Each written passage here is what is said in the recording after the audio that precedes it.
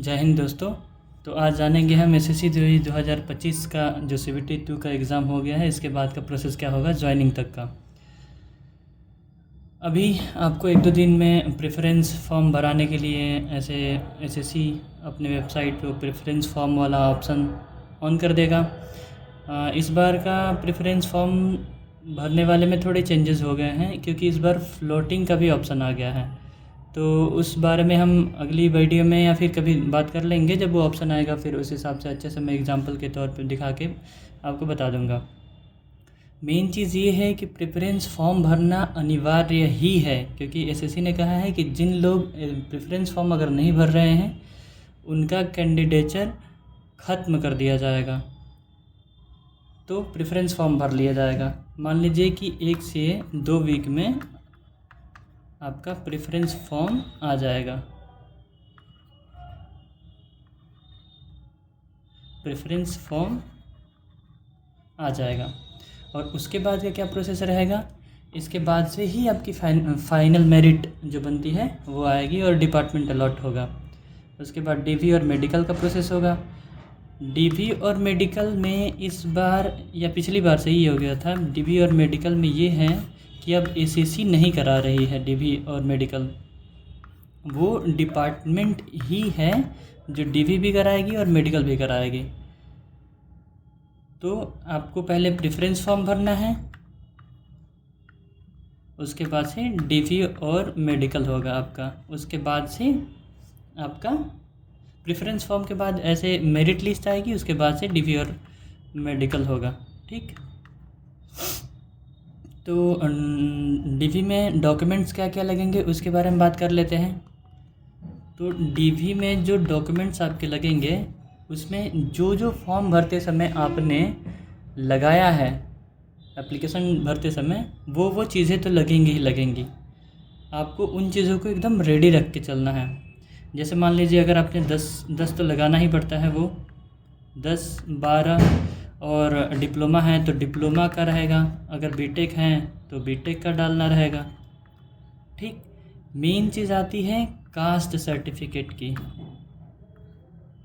Cast और EWS की। इसका थोड़ा ये है कि कास्ट जो एसएससी अपना फॉर्मेट देती है उसमें ही मांगती है, फॉर्मेट सेम मांगती है।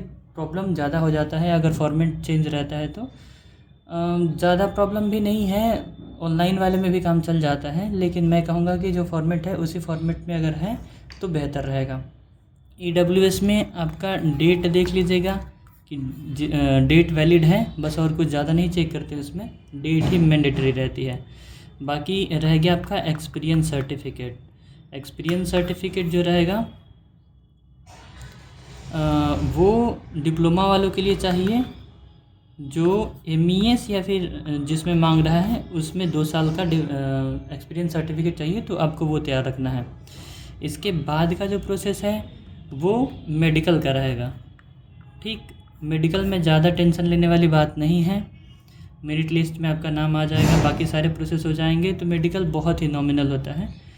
बीआरओ का मेडिकल अगर छोड़ दिया जाए, क्योंकि बीआरओ का मेडिकल थोड़ा हार्ड होता है, मेडिकल हार्ड होता है, बाकी और किसी का नहीं होता है इतना हार्ड, बस नॉर्मल सा ही रहता है। वो भी कुछ कुछ का तो ऐसे रहता है कि वो मेडिकल डिपार्टमेंट ही कराती है, बाकी कई ऐसे हैं जिसमें डिपार्टमेंट आपको वो कर देगा, एक फॉर्म जैसा बना के दे देगा और उसमें आपको अपने ज़िला स्तर पे जाके और उस हिसाब से अपने चेकअप वगैरह करा के मेडिकल रिपोर्ट तैयार कराना रहता है। वो हो जाता है, आपको पता ही है। मेन चीज़ बीआरओ का ही रहता है, मेडिकल इसका हार्ड होता है। मिलिट्री वाली है तो थोड़ा सा मेडिकल हार्ड होना लाजमी भी है, बाकी और कुछ नहीं है। इसके बाद से जब मेडिकल में फ़िट हो गए आप, उसके बाद से आपका जॉइनिंग प्रोसेस हो जाएगा, जॉइनिंग लेटर आएगा और आपकी नौकरी पक्की हो जाएगी। बस यही प्रोसेस है। एक बार लास्ट में आपको पॉइंट वाइज बता दूं कि क्या क्या होने वाला है।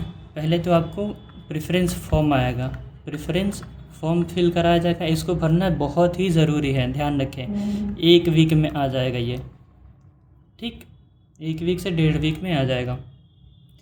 इसके बाद से आपको फाइनल मेरिट लिस्ट आएगी।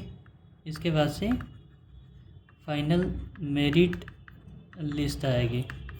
फाइनल मेरिट लिस्ट आएगी, उसके बाद से डीवी होगा और मेडिकल होगा, और उसके बाद से जॉइनिंग लेटर आपको मिल जाएगा। तो आज की वीडियो में बस इतना ही। अगले वीडियो में देखते हैं, कोई नई टॉपिक के साथ आते हैं, आपको गाइडेंस देंगे। अगर आप नए हैं तो सब्सक्राइब कर लें और लाइक कर देना इस वीडियो को। मेहनत लगती है बनाने में, बाकी देख लो अपना।